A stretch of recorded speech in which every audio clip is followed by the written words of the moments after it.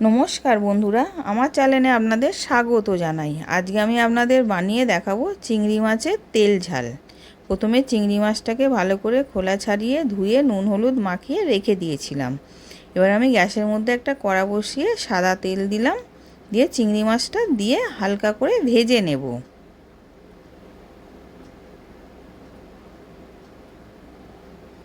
এবার উল্টে পাল্টে হালকা করে ভাজা হয়ে গেছে, আমি তুলে নিচ্ছি।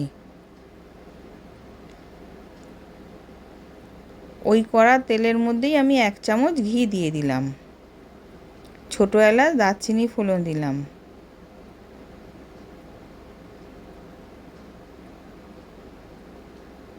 এবার পেঁয়াজকে গ্রেট করে রেখেছিলাম, সেই পেঁয়াজটাকে দিয়ে দিলাম, দিয়ে ওটাকে হালকা করে ভেজে নেব।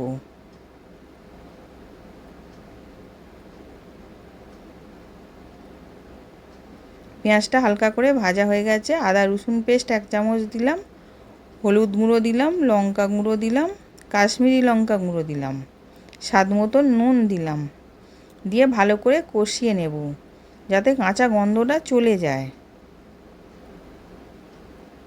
এবার কষানো হয়ে গেছে, টমেটো গ্রেট করে রেখেছিলাম, টমেটোটাকেও দিয়ে দিলাম, টমেটোটাকেও দিয়ে কষিয়ে নেব তেল ছাড়া পর্যন্ত। এবার কষানো হয়ে গেছে, তেল ছেড়ে গেছে। এবার আমি চিংড়ি মাছটাকে দিয়ে দিলাম, দিয়ে ওটাকেও ভালো করে মিশিয়ে নেব।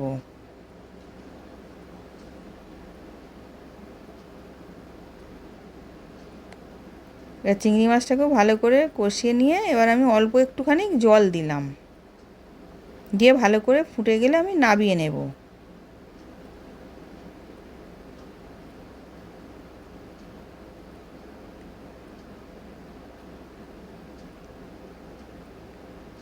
এবার রেডি হয়ে গেছে, আমি নামিয়ে নিলাম, সার্ভ করার জন্য রেডি।